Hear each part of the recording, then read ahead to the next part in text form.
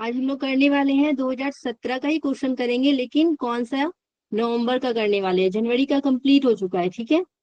आज हम लोग करने वाले हैं नवंबर का। इसमें भी आपके पेपर 2 जो है वो योगा के हैं और पेपर 3 भी योग के हैं, ठीक है। तो हम लोग अभी पेपर 2 करने वाले हैं, जिसमें आपका सबसे पहला क्वेश्चन जो है वो है, भगवत गीता के किस श्लोक में समत्व समत्वम योग उच्यते का वर्णन है। बहुत इजी क्वेश्चन पूछा गया है, जल्दी से आप लोग जवाब दीजिए। 2/48।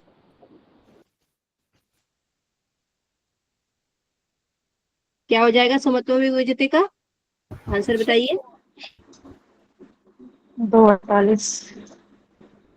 ठीक है, तो 2/48 यानी दूसरा अध्याय का 48 नंबर श्लोक।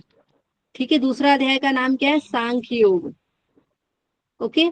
और सांख्य योग में जो है बताया गया है, योग की परिभाषा दी गई है। योग की यहाँ पे दो परिभाषा की चर्चा मिलती है, एक 2/48 में मिलता है और एक 2/50 में मिलता है। ओके। तो यहाँ पे समत्वम योग उच्यते जो है ये बताया गया 2/48 में, और योगा कर्मसु कौशलम जो है ये बताया गया है 2/50 में। ठीक है। अब आपको ये दोनों श्लोक जो है ना पूरा याद रखना है। ठीक है, एग्जाम में जो है ना, जैसे कि आधा श्लोक उठा के दे देगा तो फिर आप कंफ्यूज कर जाओगे। जैसे कि आपको एग्जाम में इस तरीके से एक बार क्वेश्चन दिया गया था, सिद्ध सिद्धियों, ठीक है, सिद्ध सिद्धियों समो भूत्वा, बस इतना ही दिया गया था। अगर आपको ये श्लोक याद नहीं है तो आगे वाला आपको पता नहीं चलेगा। ठीक है, तो इसका पूरा श्लोक क्या है, सिद्ध सिद्धियों समो भूत्वा समत्वम योग उच्यते। ये तो हम नीचे वाला बोल रहे हैं, लेकिन पूरा श्लोक आपका ये है, योगस्त कुरु कर्माणि संगत्य कृत्वा धनंजया सिद्ध सिद्धियों समो भूत्वा समत्व योग उच्यते। तो ये 2/48 का आप इसको याद कर लीजिएगा। और 2/50 वाला भी आपको ध्यान रखना है। 2/50 में क्या बताया गया, बुद्धि युक्तो जहाति उभय सुकृत दुष्कृते तस्मात योगा युजुष्व योग कर्मसु कौशलम। ठीक है, योग कर्मसु कौशलम। बहुत बार एग्जाम में जो है दोनों से हमेशा क्वेश्चन पूछे जाते हैं। ठीक है, ये आपके योग की परिभाषा से जो है क्वेश्चन हो गया। ठीक है, अब आपको यहाँ पे अगर हम लोग देखेंगे तीसरा अध्याय का 48 दिया गया है, तो आपका तीसरा अध्याय में कितना नंबर तक श्लोक बताए गए ये बताइए। हम श्लोक एक बार बताए थे कौन कौन से अध्याय में कितने कितना श्लोक है। तो तीसरा अध्याय में आपका 43 तक ही श्लोक आता है।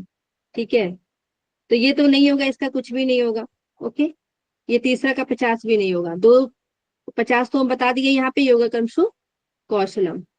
ओके, और आपको ध्यान रखना है पूरा चैप्टर का नाम हम एक बार आप लोग को बता चुके हैं, अर्जुन विषाद योग, सांख्य योग, कर्म योग, ज्ञान कर्म संन्यास योग, कर्म संन्यास योग, आत्म संयम योग, ज्ञान विज्ञान योग, अक्षर ब्रह्म योग, राज विद्या राजगुह योग, विभूति योग, विश्वरूप दर्शन योग, भक्ति योग, क्षेत्र क्षेत्र के विभाग योग, गुण त्रय विभाग योग, पुरुषोत्तम योग, देवासुर संपद विभाग योग, श्रद्धा त्रय विभाग योग और मोक्ष संन्यास योग। ठीक है, तो ये आपको सब टोटल जो है नाम याद रखना है, इससे एग्जाम में सीक्वेंस में क्वेश्चन बहुत बार पूछे गए। ओके, ये क्वेश्चन क्लियर है सभी को, आगे बढ़े हम लोग। नेक्स्ट क्वेश्चन हम लोग देखेंगे, सांख्य दर्शन के प्रवर्तक हैं। अब देखिए ये भी बहुत इजी क्वेश्चन है, महर्षि बता कपिल। दीजिए जल्दी से। कपिल मुनि कपिल मैम। कपिल ओके, तो यहाँ पे क्या हो जाएंगे, कपिल मुनि, बिल्कुल सही आंसर है। गौतम किसके हैं, तो न्याय के हैं। ठीक है, वैशेषिक के क्या हो जाएंगे, तो कनाद हो जाएंगे। ठीक है, वैशेषिक के कनाद। और जैमिनी किसके हो जाएंगे, जैमिनी बताइए, पूर्व मीमांसा के, पूर्व मीमांसा के जैमिनी। ठीक है, और उत्तर मीमांसा का पूछा जाएगा तो क्या हो जाएगा, उत्तर मीमांसा का तो बादरायण। ठीक है, बादरायण। बादरायण। ठीक है, और एक आपके क्या बचे हुए, योग के क्या हो जाएंगे, तो योग के पतंजलि हो जाएंगे। ठीक है, पतंजलि। ये तो आपके, अब यहाँ पे जो है सांख्य दर्शन, हम लोग यहाँ पे दर्शन के बारे में देख रहे हैं। दर्शन जो है, दर्शन को हम लोग इंडियन फिलोसफी को दो पार्ट में बांटा गया है। ठीक है, इंडियन फिलोसफी के दो पार्ट में बांटा बांटा गया है। एक आपका आस्तिक है और दूसरा क्या है, नास्तिक। तो एक क्या वेद को मानता है और एक वेद को नहीं मानता। आस्तिक वाले वेद को मानते हैं और नास्तिक वाले जो है वेद को नहीं मानते हैं। ठीक है, और आस्तिक वाले में जो है आपके कितने आ जाएंगे, तो यहाँ पे 60 5 दर्शन बताया गया है। ठीक है, सट दर्शन बताया गया, जिसमें से 6 जो यहाँ पे बताई ना, ये 6 वो है, ये आपके सट दर्शन में आ जाएंगे। और 3 जो आपके नास्तिक दर्शन में आ जाते हैं, जिसमें आपके बौद्ध हो जाते हैं, जैन और चारवाक। ठीक है, चारवाक। तो बौद्धिक, हाँ, बौद्ध के क्या हो जाएंगे? गौतम।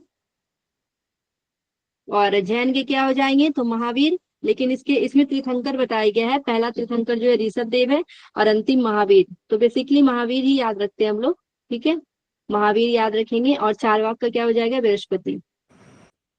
ओके, तो इसको ध्यान रखिएगा। अब हम लोग नेक्स्ट क्वेश्चन में चलते हैं। नेक्स्ट आपका क्वेश्चन है, पतंजलि के अनुसार योगी योगी का कर्म किस प्रकार का होता है, ये बताइए। ऑप्शन 4 होगा मैम, शुक्ल कृष्ण। शुक्ल कर्म मैम कृष्ण। ऑप्शन कृष्ण। शुक्ल कृष्ण। तो हम लोग अभी पिछले क्लास में ही इसके बारे में पढ़े थे। पतंजलि के कौन से पाद में जो है बताया गया है, बताइए, कर्म के बारे में। साधना पाद में मैम। साधन पाद में, सातवां श्लोक केवल सातवां। केवल पाद का 7वां नंबर श्लोक है। ठीक है, कर्मा शुक्ला कृष्णम योगी निस्त्रिविद मित्रेशाम। ठीक है, ये 7वां नंबर श्लोक है। इसमें शुक्ल कृष्ण, उसके बाद शुक्ल कृष्ण और अशुक्ल कृष्ण बताया गया है। ओके, अब आप लोग ये बताइएगा कि शुक्ल कर्म को क्या बोलते हैं। शुक्ल कर्म कैसा कर्म होता है? तो ये आपके पुण्य कर्म होता है। ठीक है, कृष्ण कर्म कैसा होता है? तो पाप कर्म होता है। ओके, और शुक्ल कृष्ण यानी यहाँ पे आपके पाप पुण्य से रहित। ठीक है, पाप पुण्य से रहित। और यहाँ पे आपका क्या हो जाएगा? पाप और पुण्य दोनों हो जाएगा शुक्ल और कृष्ण में। ठीक है, पाप और पुण्य। अब इसको कैसे याद रखिएगा? यहाँ पे कृष्ण जो है काला है। ठीक है, तो इस तरीके से आप इसको पाप से रिलेट कर लीजिएगा। ठीक है, ओके, नेक्स्ट हम लोग देखेंगे। नेक्स्ट क्वेश्चन है आपका कि कठोपनिषद में कितनी प्रधान नारियों का वर्णन किया गया है, बताइए। 101। 101 101। कितना हो जाएगा? 101 नारी की चर्चा की गई है कठोपनिषद में। ठीक है, 100 नारी की चर्चा की गई है, और उसमें एक जो है मूर्धा नारी की चर्चा की गई है। उसमें एक कौन सी नारी की चर्चा है? मूर्धा नारी की चर्चा। ओके, जो कि ब्रह्मनिष्ठ व्यक्ति का प्राण इसी नाड़ी में चलता है। जो ब्रह्मनिष्ठ व्यक्ति होते हैं उसका प्राण मूर्धा नाड़ी में चलता है। ये बातें जो है कठोपनिषद में बताई गई है। टोटल आपको 101 नारी ध्यान रखना है, जिसमें से एक मूर्धा नाड़ी की भी चर्चा की गई है। कठोपनिषद अगर हम लोग देखते हैं कौन से वेद से जुड़ा हुआ है, तो ये आपके कृष्ण यजुर्वेद से जुड़ा हुआ है। ठीक है, कृष्ण यजुर्वेद। उसके बाद हम लोग यहाँ पे देखते हैं कि ये ब्रह्म में निष्ठा उत्पन्न करने वाला उपनिषद है। ठीक है, क का मतलब ब्रह्म होता है, ठ का मतलब निष्ठा, यानी कि ब्रह्म में निष्ठा उत्पन्न करने वाला उपनिषद जो है इसको बोला जाता है।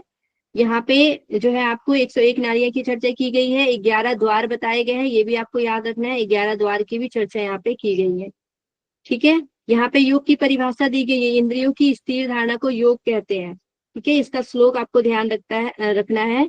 ताम योग मिति मन्यते स्थिर इंद्रिय धारणम अप्रमत अस्तदा भवति योगो ही अप्रभ अप्ययो। यानी कि इंद्रियों की स्थिर धारणा को ही योग मिति यानी कि योगम इति कहा गया है। और इस समय साधक को क्या करना चाहिए? अप्रमत यानी कि प्रमाद रहित जो है हो जाता है साधक, परंतु यह योग उदय और अस्त होने वाला है। ठीक है, तो ये श्लोक जो है बताया गया कठोपनिषद में। ओके, तो ये चीज को ध्यान रखना है। उसके बाद इसमें 2 अध्याय बताए गए कठोपनिषद में। 2 अध्याय में 3-3 वल्ली की चर्चा है। ठीक है, 3-3 वल्ली की चर्चा है। मंत्रों की संख्या देखेंगे तो 119 मंत्र की संख्या बताई गई है कठोपनिषद में। ओके, श्रेय प्रेमार्ग की चर्चा भी यहाँ पे देखने को मिलती है। और यहीं पे हम लोग देखते हैं, यहाँ पे आपको बताया गया है कि आत्मा जो है क्या है। ये क्वेश्चन एग्जाम में आ चुका है। आत्मा रथी है, नेक्स्ट क्लास में करवाए थे पिछले क्लास में। शरीर क्या है? तो शरीर को रथ बताया गया है। बुद्धि को क्या बताया गया है? तो बुद्धि को सारथी बताया गया है। ओके, और मन को क्या बताया गया? तो मन को लगाम यानी कि प्रग्रह बताया गया है, लगाम। उसके बाद हम लोग देख लेते हैं इंद्रिय को घोड़े बताया गया है। इंद्रिय क्या है, तो घोड़े हैं, और विषय क्या है, तो मार्ग है। ठीक है, तो ये भी आपको याद रखना है, इससे भी बार बार एग्जाम में क्वेश्चन पूछे जाते हैं। ठीक है, परम गति की परिभाषा दी गई है, उसको भी योग की परिभाषा में ही हम लोग ऐड करते हैं, जिसमें बताया गया 5 ज्ञानेंद्रियां स्थिर होकर मन के साथ अवस्थित हो जाती है और मन के साथ बुद्धि भी निश्चल हो जाती है, इसे परम गति कहते हैं। ठीक है, और स्वामी विवेकानंद के द्वारा जो है उत्थिष्ट जागृत वाला जो श्लोक है, प्राप्त वरानी बोध, ये वाला श्लोक भी किससे लिया गया है, तो कठोपनिषद में ही लिया गया है। ठीक है, उठो जागो तब तक नहीं रुको जब तक लक्ष्य की प्राप्ति नहीं हो जाती है, तो इसी से श्लोक उठा के जो है लिया गया स्वामी विवेकानंद के द्वारा। ठीक है, तो ये भी आपको ध्यान रखना है। क्लियर है यहाँ तक सभी को? थम कर दीजिएगा तो सभी लोग। ओके, नेक्स्ट हम लोग क्वेश्चन देखेंगे, निम्नलिखित में से किस आसन का वर्णन शिव संहिता में नहीं किया गया है? भद्रासन। भद्रासन। भद्रासन। भद्र तो शिव संहिता में यहाँ पे दिया गया है, हम लोग शिव संहिता में जैसे कि शिव सिद्धांत पद्धति में 3 आसन देखते हैं, और उसमें एक एक्स्ट्रा जो है शिव संहिता में हम लोग देखने को मिलता है, जिसमें आपको 4 बताए गए हैं। एक उग्रासन यानी पश्चिमोत्तानासन जो है वो एक्स्ट्रा बताया गया है। तो पद्मासन की भी चर्चा मिलती है, उग्रासन यानी जिसको पश्चिमोत्तानासन बोलते हैं उसकी भी चर्चा मिलती है, और जो है स्वास्तिकासन की भी चर्चा मिलती है। तो यहाँ पे बोला गया नहीं मिलती है, तो भद्रासन की चर्चा नहीं मिलती है, तो आपका आंसर तो यही है। ठीक है, भद्रासन। लेकिन आपको यहाँ पे सिद्ध सिद्धांत पद्धति में जो है एसएसपी का ध्यान रखना पड़ेगा, जिसमें आपको 3 आसन बताए गए हैं, सिद्धासन बताया गया है, स्वास्तिकासन और पद्मासन। ठीक है, सिद्धासन, स्वास्तिकासन और पद्मासन। ओके, और यहाँ पे आपको सेम जो है, हम लोग जब शिव संहिता में आते हैं तो एक हम लोग एक्स्ट्रा सिर्फ उग्रासन को पढ़ते हैं। ठीक है, तो एक उग्रासन को यहाँ पे ध्यान रखना है आपको शिव संहिता में। नेक्स्ट क्वेश्चन हम लोग देखेंगे, हठ रत्नावली के अनुसार चित्त वृत्ति निरोध कहलाता है, ये मैं भी बता चुकी हूँ फर्स्ट क्लास में। महायोग। महायोग। महायोग। चित्त वृत्ति निरोध को क्या बताया गया है, तो महायोग बताया गया, बिल्कुल सही है। अब महायोग की चर्चा जो है हम लोग यहाँ पे देखते हैं, महायोग के अंतर्गत क्या क्या चीजें बताई गई है। तो हठ रत्नावली में अगर देखेंगे तो इसका सिक्वेंस भी जो है अलग ही बताया गया है। मंत्र योग आता है, लय योग, राजयोग और हठ योग, ये बताया गया इसका सीक्वेंस। ठीक है, हठ रत्नावली के अनुसार, एचआर के अनुसार। ओके, और महायोग की चर्चा कहाँ मिलती है, तो योग बीज में भी मिलती है महायोग की चर्चा। ओके, योग बीज में भी हम लोग देखते हैं मंत्र योग, लय योग, हठ योग और राजयोग, इसकी चर्चा मिलती है। उसके बाद हम लोग शिव संहिता जो है उसमें भी हम वहां पे ये नहीं बताया गया महायोग, लेकिन वहां पे योग के 4 प्रकार में बताया गया शिव संहिता में, जिसमें आपको क्या बताया गया है, मंत्र योग बताया गया है, उसके बाद लय योग, हठ योग और राजयोग। तो इसका सीक्वेंस आपको जो है ध्यान में रखना है। ओके, चलिए आगे बढ़ते हैं। नेक्स्ट क्वेश्चन है आपका कि किसी वयस्क के लिए प्रोटीन की संस्तुति दैनिक मात्रा कितनी होगी? 1 ग्राम पर किलोग्राम। ओके, तो 1 ग्राम हो जाएगा प्रति केजी शरीर के भार का, यानी कि अगर कोई व्यक्ति 25 केजी का है तो उसको कितना ग्राम प्रोटीन चाहिए होगा, 25 ग्राम। ठीक है, एक व्यक्ति मतलब जितना शरीर का भार होगा उतना ग्राम प्रोटीन की आवश्यकता होती है। ठीक है, केजी में ग्राम को लेके हम लोग चलेंगे। ठीक है, तो यहाँ पे ये आपके किसके लिए होगा, ये आपके जो है एडल्ट के लिए होगा।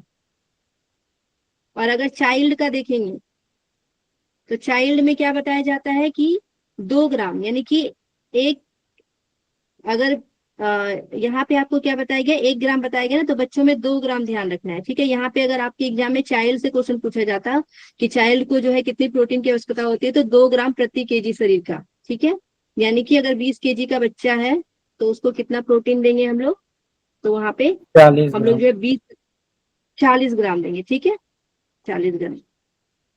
ओके, तो ऐसे आपको ध्यान रखना होगा।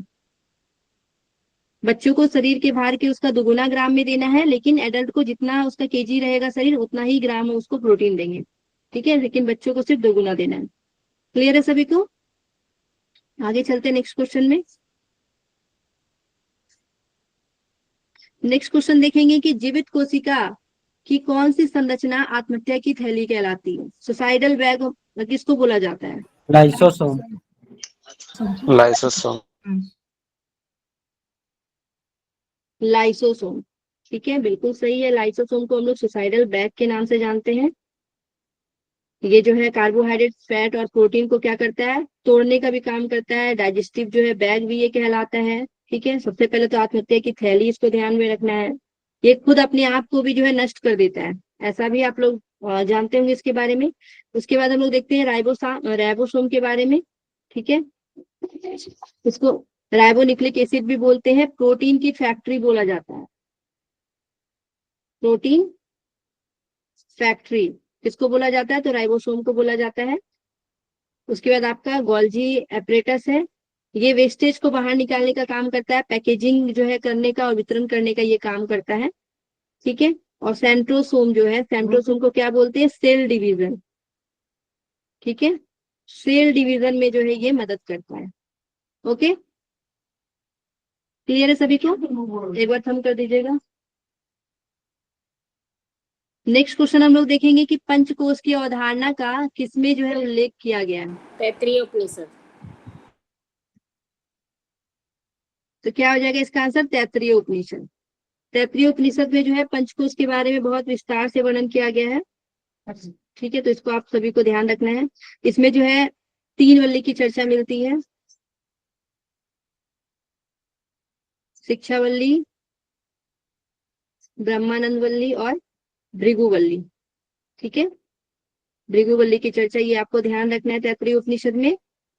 और हम लोग यहाँ पे जो पंचकोश के बारे में देखते हैं, तो यहाँ पे हंस से जो है इसके शरीर की तुलना की जाती है। और यहाँ पे पंचकोश की अवधारणा में हम लोग देखते हैं क्या क्या चीजें आती हैं, इसको हम लोग अभी अच्छे से देखेंगे एक चार्ट बना के। अन्नमय,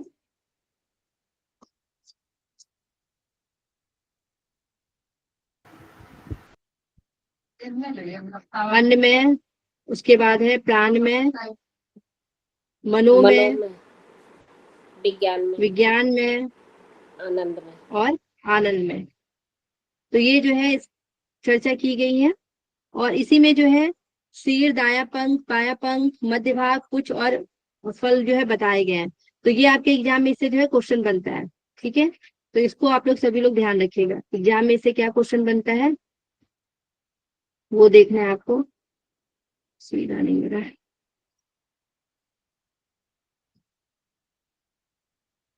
और आनंद में। ठीक है, तो यहाँ पे सिर किसको बोला गया है?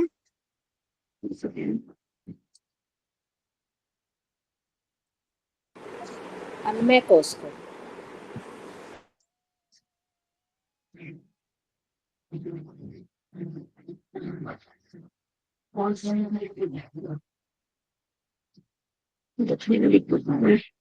चलिए हम लोग देख लेते हैं इसके सिर को क्या बोला जाता है। अन्नमय के सिर को क्या बोला गया है?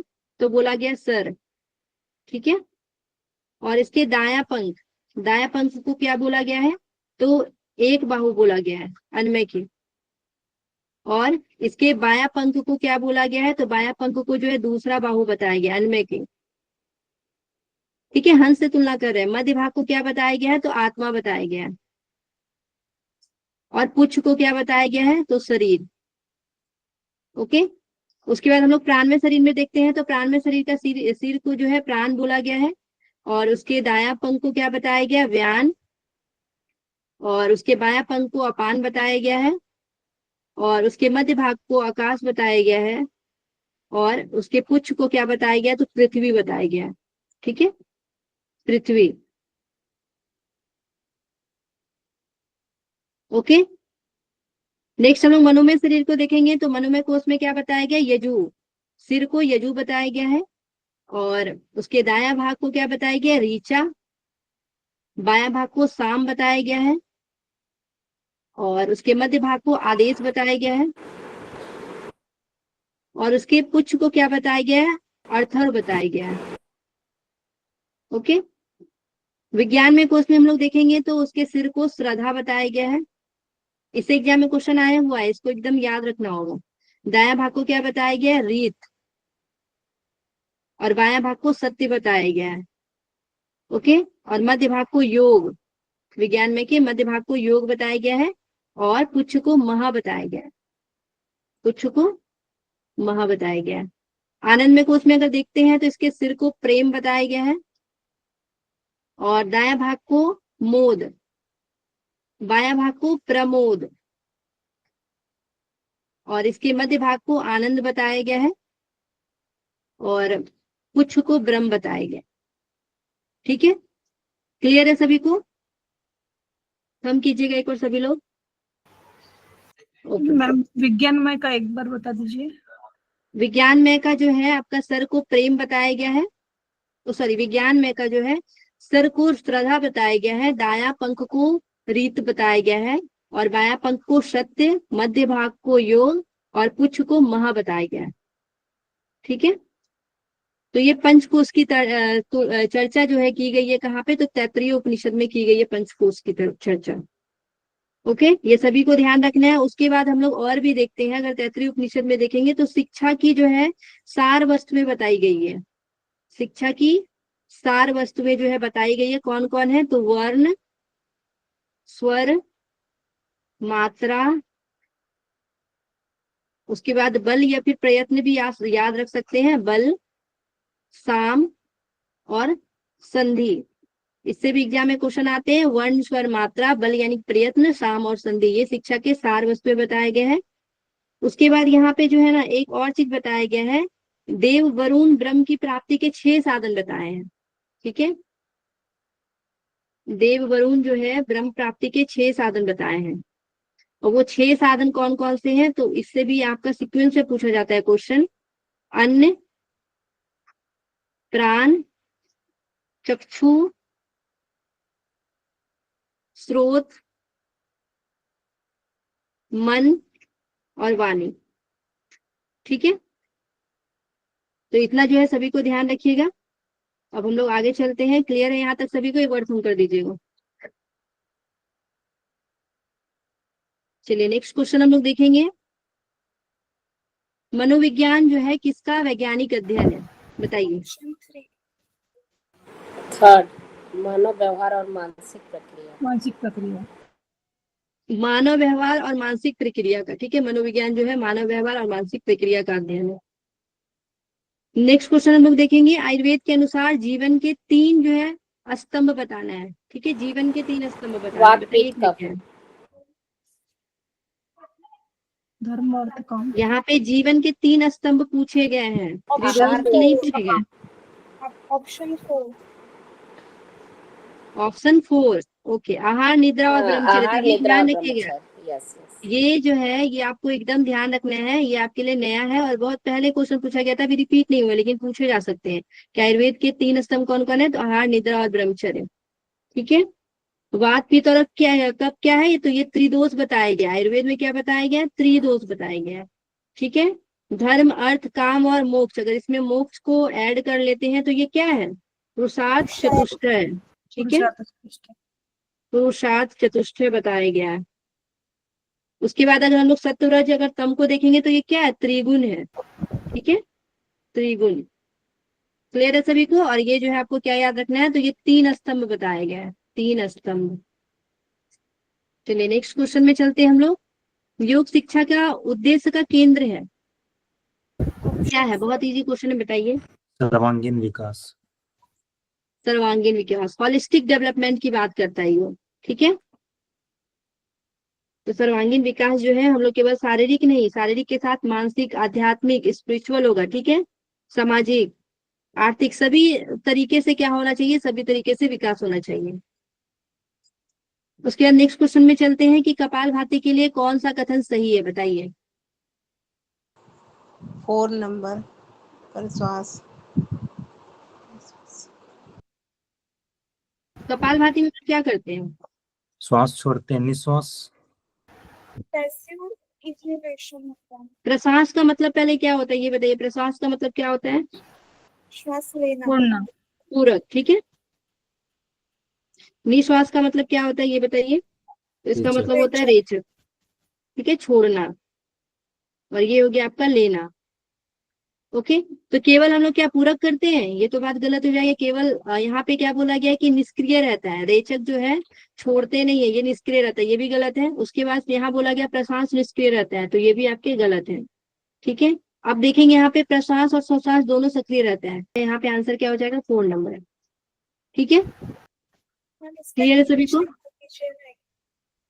नेक्स्ट हम लोग देखेंगे कि महर्षि पतंजलि के अनुसार समाधि सिद्धि की विधि है। क्या है समाधि सिद्धि की ईश्वर विधि? प्रणिधान। 2 आंसर देना है। अभ्यास वैराग। अभ्यास वैराग्य से। Option C.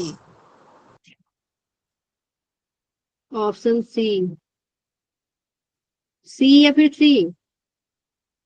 एक आपको ईश्वर प्रणिधान है और दूसरा क्या है, अभ्यास और वैराग्य है। ठीक है, बी और सी। सी दोनों बी और सी आपके आंसर नंबर क्या है, 2 नंबर है। ठीक है, बी और सी, जिसमें आपको अभ्यास वैराग्य के बारे में बताया गया है। समाधि पाठ का जो है 12 नंबर का श्लोक है, आपको याद है 12 नंबर का श्लोक क्या है, अभ्यास वैराग्याभ्याम तन्निरोधा, एक ये है, और दूसरा ईश्वर प्राणिधान का है, जिसे बताया गया समाधि सिद्धि ईश्वर प्राणिधानात्। ठीक है, समाधि सिद्धि ईश्वर प्राणिधानात्। तो ये श्लोक 45 नंबर का है, ये आपका जो है साधन पाठ का है। ठीक है, ये साधन पाठ का है, और ये आपके 12 नंबर के श्लोक है जो कि आपके समाधि पाठ के हैं। ठीक है, समाधि पाठ।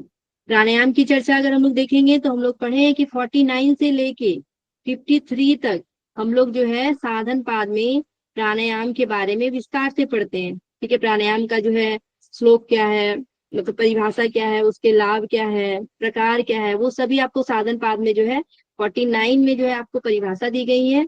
उसके बाद फिर उसके प्रकार बताए गए हैं 50-51 में, फिर उसके फल बताए गए हैं। ठीक है, 52 और 53 में। उसी प्रकार अगर हम लोग प्रत्याहार के बारे में देखेंगे तो प्रत्याहार की चर्चा जो है ये 54, ठीक है, और 55 में मिलता है। ओके, क्लियर है सभी को? नेक्स्ट क्वेश्चन हम लोग देखेंगे, ये सब आपको ध्यान रखना है साधन पाद में। ठीक है, साधन पाद में। चलिए 15 नंबर क्वेश्चन में हम लोग देखेंगे कि निम्नलिखित में से किन मौसमों में नए योगाभ्यासियों को योगाभ्यास जो है शुरू करना चाहिए। शरद और बसंत। शरद और बसंत। तो शरद और बसंत में आपको घेरन संहिता में बताया गया है। ठीक है, घेरन संहिता में आपको बताया गया है, जिसमें आपको एक चीज याद रखना है, बस याद रखिएगा। ठीक है, ये वाला बस आपको याद रखना है, या फिर वस याद रखिएगा, वस या बस। ठीक है, और यही वस में आपको क्या करना है, योग करना है, यानी कि योगाभ्यास अगर शुरुआत कर रहे हैं तो ये वस में करेंगे। ठीक है, तो वह से आपका क्या हो जाएगा, वसंत, और 100 से शरद हो जाएगा। ये ट्रिक आपका काम कर जाएगा एग्जाम में। ठीक है, सिर्फ वस याद रखिएगा। जिनको नहीं याद रहता है कि कौन सी ऋतु में करेंगे, वो ये वाला ट्रिक याद रखिएगा। ठीक है, बस। नेक्स्ट हम लोग देखेंगे हट रत्नावली में वर्णित कुंभक के प्रकार है, बताइए।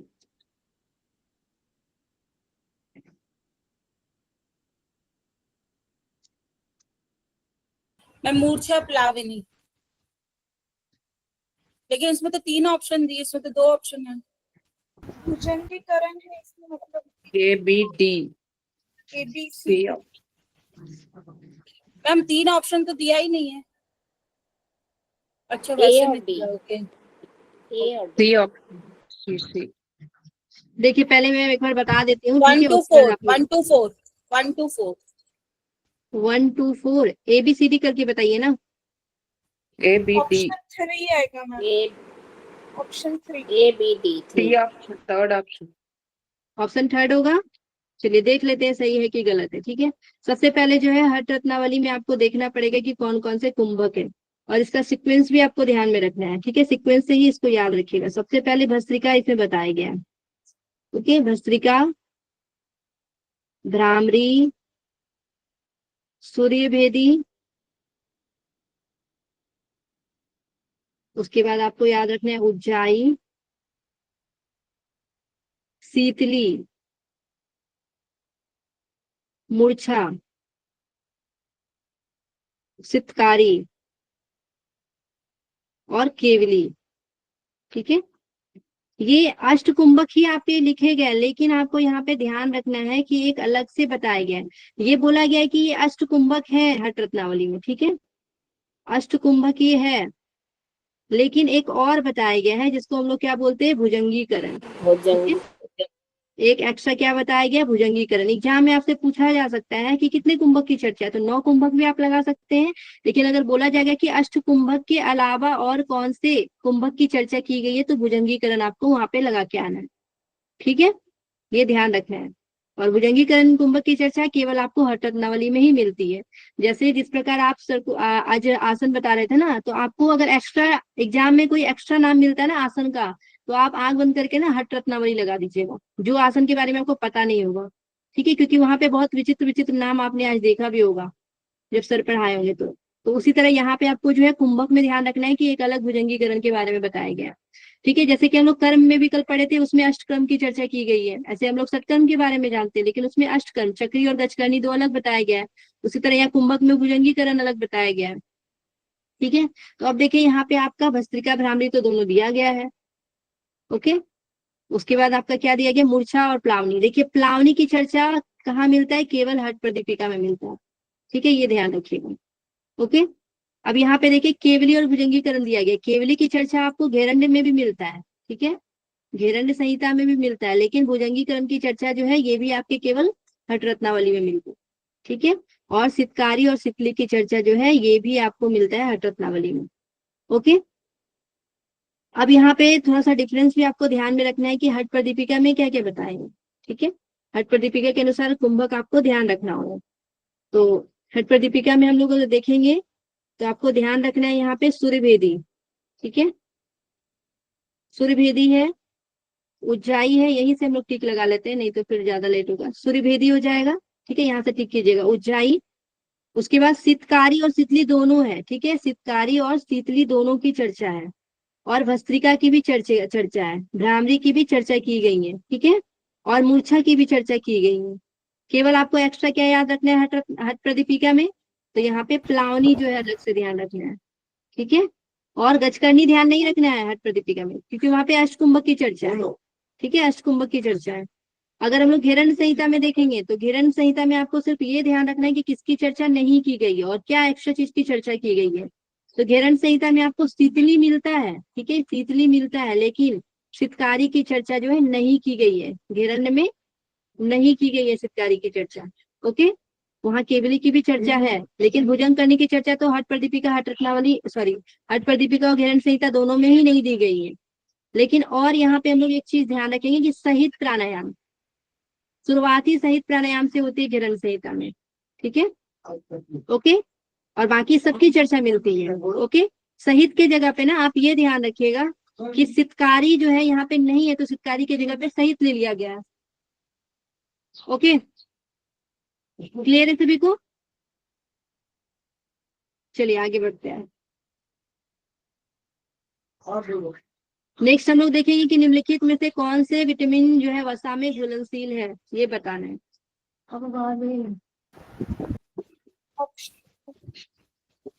डी। बताइए।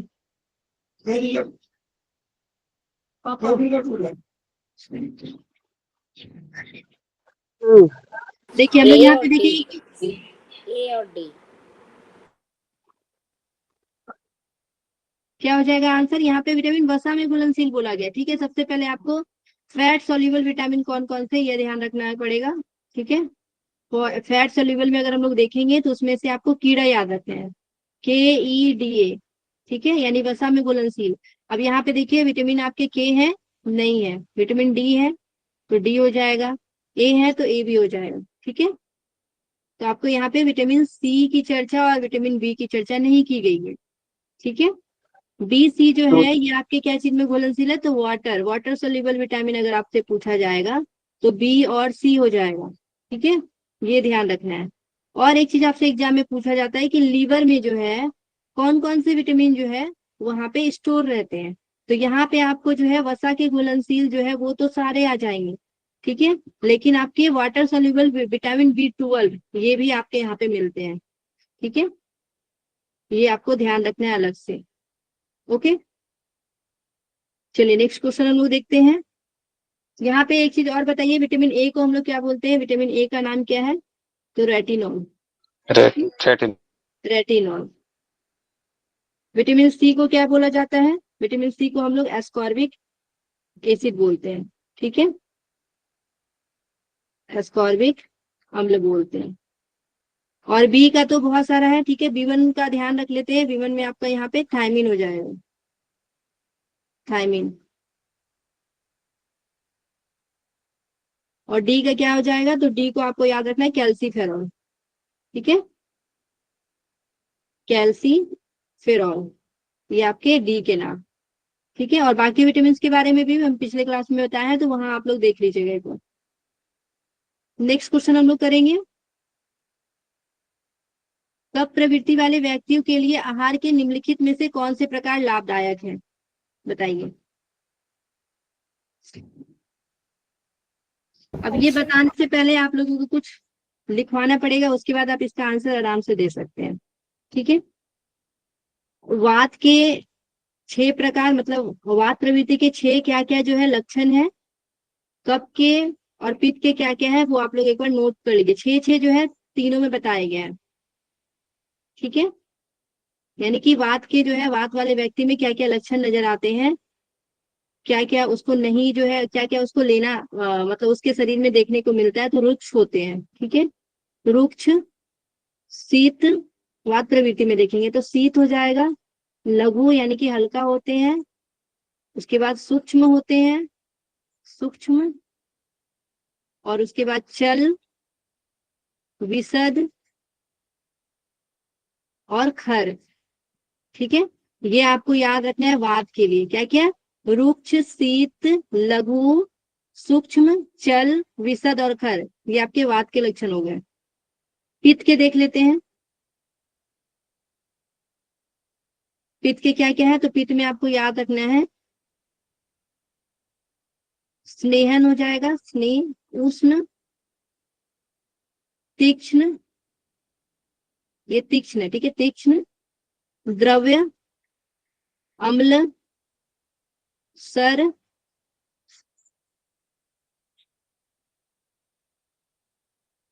और कटु, ये पित्त वाले के लक्षण है। उसके बाद कफ में देखेंगे तो कफ में हो जाएगा गुरु, यानी गुरु का मतलब भारी होता है, शीत, मृदु, स्निग्ध, मधुर, स्थिर और पिच्छल, पिच्छिल, ठीक है। ये ध्यान आपको रखना है। अब यहाँ पे देखिए आपसे क्या पूछा गया, कफ प्रवृत्ति वाले व्यक्तियों के लिए आहार के निम्नलिखित में से कौन से प्रकार लाभदायक है, ठीक है। अब ये वात के गुण दिए गए, ये पित्त के दिए गए और कफ के गुण दिए गए हैं, ठीक है। तो यानी कि कफ प्रवृत्ति वाला को, ये जो जितने भी आपको दिख रहे हैं ना, गुरु, शीत, मृदु, स्निग्ध, मधुर, स्थिर और पिच्छल, ये आपको नहीं देने हैं, ठीक है। ये कफ को बढ़ाने वाला है, क्या है ये सब, ये कफ वाले का लक्षण है, कफ को बढ़ाने वाला है। ऑप्शन में देखिए आपको गुरु दिख रहा है, गुरु मतलब भारी होता है, तो ये कफ वालों को क्या करेंगे, नहीं देंगे, क्योंकि ऑलरेडी उसी का लक्षण है, ठीक है। उसके बाद आप यहाँ पे देख सकते हैं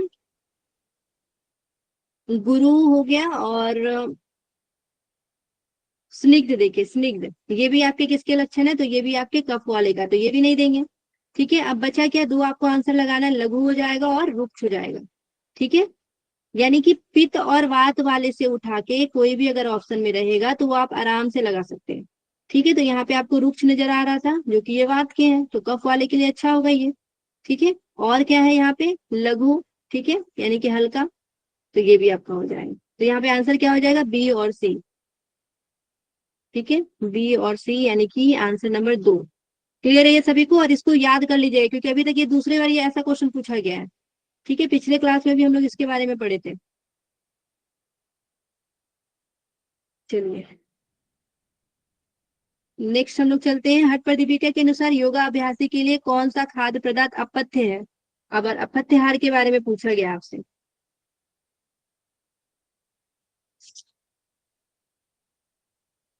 ऑप्शन 2, ए और सी, दही और तक्र, दूध और नवनीत तो पथ्य है। मैम ऊपर वाला एक बार फिर से आंसर। क्या बोल रहे थे, ऊपर वाला का आंसर आपका है लघु, ठीक है। चलिए हट प्रदीपिका के अनुसार बताइए अपत्याहार आपको ध्यान में रखना है। अब अपत्याहार कौन कौन से हैं ये आपको जो है 59 नंबर श्लोक में बताया गया है। ठीक है, हट प्रदीपिका के 59 नंबर श्लोक में हम लोग देखेंगे, जिसमें आपको बताया गया है कटु, अम्ल, तीक्ष्ण, लवण, उष्ण,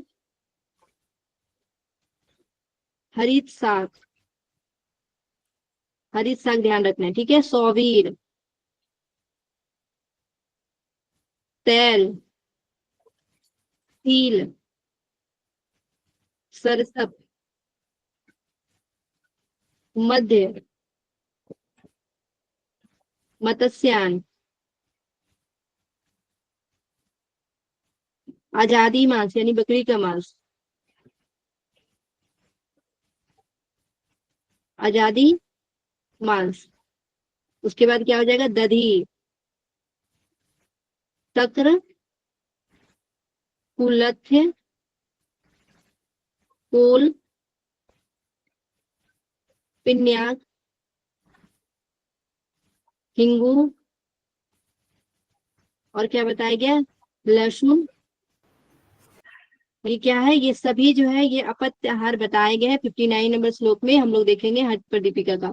अब यहाँ पे पूछा गया था कि अपत्य आहार है। ठीक है, हट प्रदीपिका के अनुसार योगाभ्यासियों के लिए कौन सा खाद्य पदार्थ अपत्य है। तो देखिए यहाँ पे दूध आपके ऑप्शन में नहीं है। ठीक है, तो ये नहीं होंगे, नवनीत भी नहीं होगा, ये आपके पत्याहार के अंतर्गत आता है। अब आपका क्या हो जाएगा, दधी और तक्र। ठीक है, देखिए यहाँ पे दधी और तक्र सीक्वेंस में ही दे दिया गया, दधी और तक्र है ना यहाँ पे, तो ये क्या है, अपत्याहार है। ठीक है, तो आपको ये श्लोक ही आप लोग याद रख लीजिएगा। कटु, अम्ल, तीक्ष्ण, लवण, उष्ण, हरित शाक, सौवीर, तेल, तिल, सरसप, मध्य, मत्स्यान, आजादी मांस, दधी, तक्र, कुलथ्य, कोल, पिन्याक, हिंगुल, लहसुन, अमद, पत्थ, माहू। ठीक है, तो ये आपको श्लोक नंबर 59 याद रखना है। पिछले क्लास में आपसे पत्याहार आहार से क्वेश्चन पूछा गया था और उसमें हम पत्याहार के बारे में बताए थे। ठीक है, 60 आपके 2 नंबर श्लोक में थे उसका वर्णन। आगे बढ़ते हैं, हम लोग देखेंगे नेत्र विकारों के लिए कौन सी शुद्धिकरण विधियां लाभदायक नहीं है, बताइए। ऑप्शन बस्ती नवली। बस्ती और नौलखी। तो नेत्र के लिए क्या नहीं है बोला गया, तो बस्ती और नौली। अब हम लोग देख लेंगे कि बस्ती का लाभ क्या बताया गया, हट प्रदीपिका के अनुसार हम लोग देख रहे हैं। ठीक है, बस्ती का लाभ अगर पूछा जाएगा तो गुल्म, प्लीहोदरम, वात, पित्त, कफ, भवोद, यानी कि इसमें बताया गया है कि गुल्म, उसके बाद प्लीहा और जलोदर तथा वात, पित्त और कफ जन दोष को ये नष्ट करने वाला है। कौन, बस्ती। ओके, नौली के बारे में अगर पूछा जाएगा तो नौली के बारे में क्या बताया गया है, तो ये जो है आनंद को लाने वाला है। मंद जो हमारी जठराग्नि है उसको क्या करता है, प्रदीप्त करता है, और विविध प्रकार के जो है दोष और रोगों को नष्ट करता है। ये नौली के बारे में बताया गया है प्रदीपिका में। त्राटक के बारे में अगर हम लोग देखते हैं तो नेत्र रोगा नाम, तंद्रादि नाम, और सोने की पेटी के समान गुप्त रखना चाहिए, ये बताया गया है। ठीक है, तो नेत्र के रोग दूर होते हैं, तंद्रा नहीं आता है, और सोने की पेटी के समान गुप्त रखने के लिए बताया गया है। त्राटक के बारे में, नेति के बारे में बताया गया कि कपाल शोधने यानी कि कपाल प्रदेश की शुद्धि करने वाला है। दिव्य दृष्टि प्रदायनी यानी दिव्य दृष्टि देने वाला है, और स्कंद प्रदेश यानी कि जत्री ऊर्ध रोग यानी कि स्कंद के ऊपर के जितने भी रोग है वो सब जो है दूर करता है। कौन, नेति। ओके, तो यहाँ आपके आंसर क्या हो जाएंगे, बस्ती और नौली। बस्ती और नौली, यानी कि बी और डी हो जाएगा। ठीक है, बी और डी। ओके, नेक्स्ट हम लोग देखेंगे गोमुख आसन निम्नलिखित में से मुख्यतः किसमें जो है लाभप्रद होता है। गोमुख आसन के बारे में बताना है।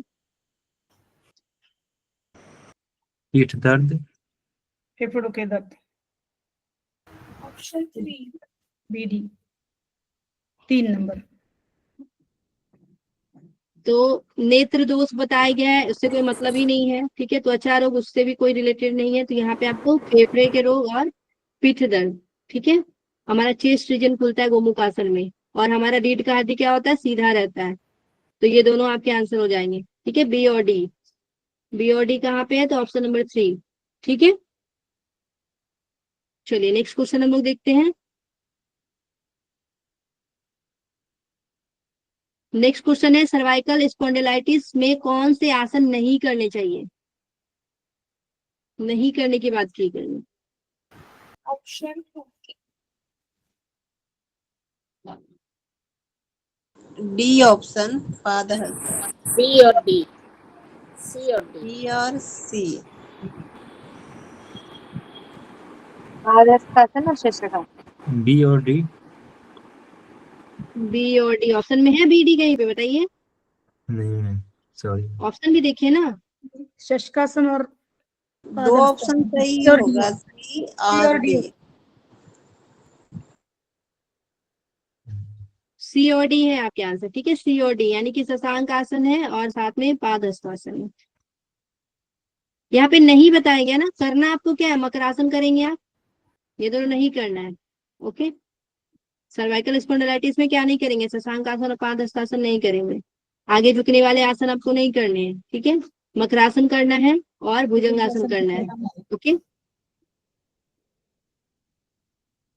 रीढ़ की हड्डी का जो सबसे ऊपरी वाला वर्टिब्रा होता है उसमें प्रॉब्लम आ जाती है, ठीक है। तो कौन कौन से आसन करेंगे ये आपको ध्यान रखना है, भुजंगासन हो गया, ठीक है, शशांक आसन, ग्रीवा संचालन हम लोग कर सकते हैं। अब हम लोग देख लेंगे कि वर्टिब्रा जो है, वर्टिब्रा की संख्या कितनी बताई गई है, ये आपको ध्यान रखना है, ठीक है। ये भी एग्जाम में सीक्वेंस में लगाने के लिए बहुत बार क्वेश्चन पूछा गया है, ठीक है। तो यहाँ पे आपको सर्वाइकल जो है 7 है, थोरेसिक 12 है, लंबर 5 है, ठीक है। 4। ये 5 जो है बच्चों में और एक जो है एडल्ट में आगे जाके हो जाता है, और कॉक्सिस जो है ये आपके कितने हैं, तो 4 बच्चों में बताया जाता है, और आगे चल के जो 1 हो जाता है। तो टोटल संख्या देखेंगे तो यहाँ पे चाइल्ड में जो है 33 हो जाएगा और एडल्ट में कितना हो जाएगा 26 वर्टिब्रा की संख्या, ठीक है। क्लियर है। नेक्स्ट क्वेश्चन हम लोग देखेंगे 23 नंबर क्वेश्चन। 25 निम्नलिखित में ऑप्शन कौन तनाव जनित रोग है, बताइए। Option A ABC। ABC।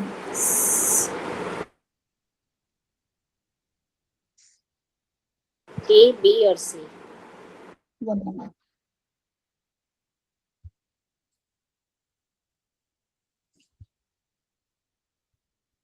क्या होगा बताइए आंसर।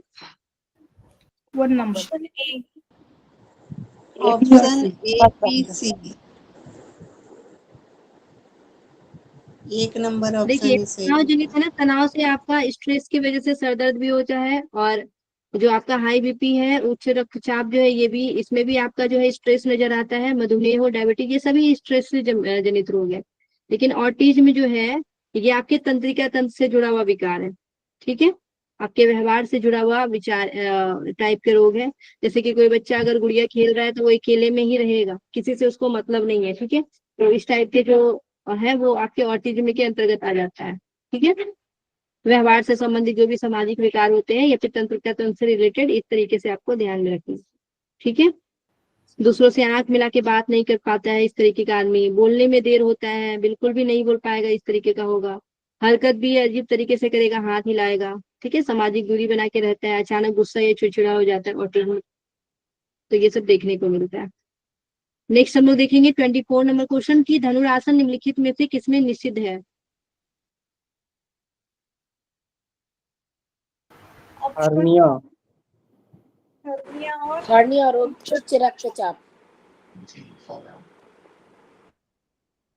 हर्निया और उच्च रक्तचाप, ए और डी, ठीक है, बिल्कुल सही है, ए डी आंसर आपके होंगे, ठीक है। ऑप्शन नंबर क्या हो जाएगा, 2 है ना।